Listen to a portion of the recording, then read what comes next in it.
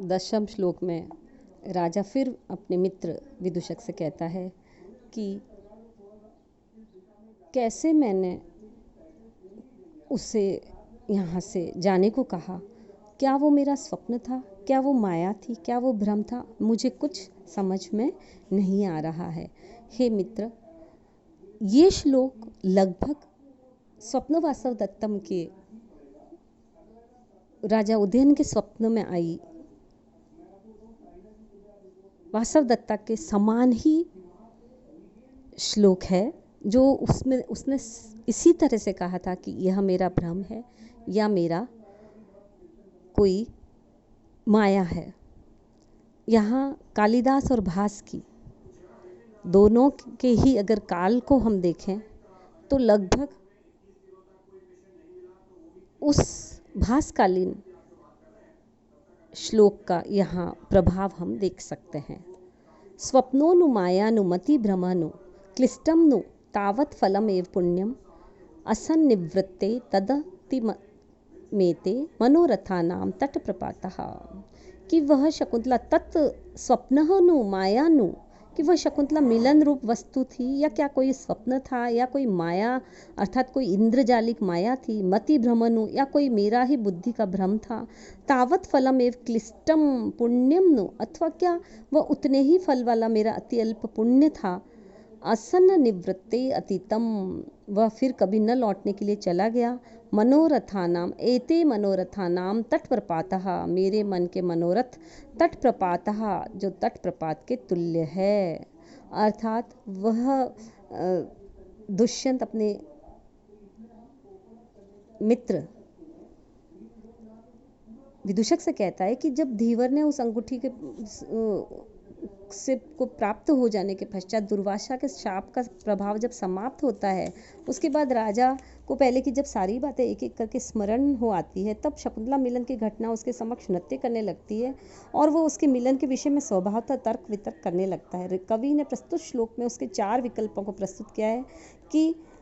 क्या शकुंतला का मिलन स्वप्न था, किंतु वह स्वप्न कैसे हो सकता है, क्योंकि उस समय में सोया हुआ नहीं था। यदि स्वप्न होता तब तो जागृत अवस्था में उसका अनुभव नहीं होना चाहिए था,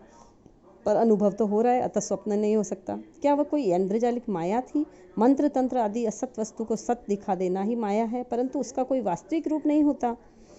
और शकुंतला तो तत्स्वरूप मेरे सामने थी, मैंने साक्षात देखा है, तो क्या वो मेरा मति भ्रम था, अर्थात मैंने अन्य किसी के स्थान में शकुंतला को समझ लिया था। ये वस्तु तो शकुंतला नहीं थी, किंतु ऐसा भी नहीं हो सकता क्योंकि भ्रम से उत्पन्न वस्तु से व्यवहार नहीं किया जा सकता, परंतु मैंने शकुंतला से वार्तालाप आदि व्यवहार भी किया था। उस समय सारे व्यवहार सही रूप से मुझे याद है, अतः इसे बुद्धि का भ्रम भी नहीं कहा जा सकता। तो क्या वह कोई मेरा अति अल्प पुण्य था जिसके स्वल्प फल के भोग के लिए थोड़े समय तक उसका सहवास मुझे प्राप्त हुआ था? अब यह अत्यल्प पुण्य समाप्त हो चुका है, अतएव अब वह चली गई है, तब क्या मैं क्या समझूँ ये कि ये मेरी क्या भावनाएं हैं, कैसी है, क्या सब कुछ व्यर्थ है? तो इस पद्य में स्वप्न, माया, मति भ्रम, इन सब को संदेह के रूप में देखा, अतः यह संदेह अलंकार है, उपजाति छंद है, प्रसाद गुण वैदर्भी रीति। अब राजा को जो अंगूठी प्राप्त हुई है उसे देकर वह पुनः सोच में पड़ जाता है और कहता है, तव सुचरितम अंगुलियम नूनम प्रतनु मम एव विभावत्य फलेन अरुण नख मनोहरासु तस्याः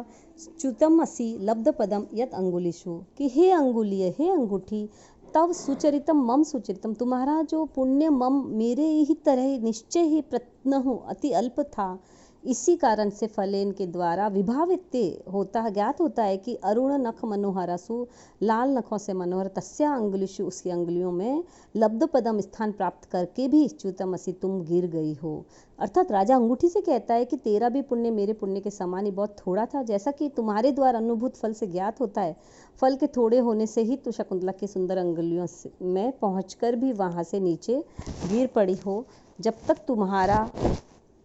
पुण्य रहा तुम उसकी अंगुली में बनी रही, पर जैसे ही पुण्य समाप्त हुआ तुम भी नीचे गिर गई। यदि तुम्हारा पुण्य अधिक होता तो क्या तुम इस प्रकार उसकी अंगुली से निकलकर गिर पड़ती? ऐसी सूचना वो कल्पना करके उस अंगूठी से ऐसे वार्तालाप करता है।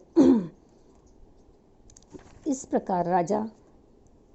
इस पद्य में अल्प फल से अल्प पुण्य का अनुमान करता है, और अल्प पुण्य का अनुमान होने से यहाँ पर अनुमान अलंकार भी है, काव्यलिंग अलंकार भी है, पुष्पिताग्र छंद है, और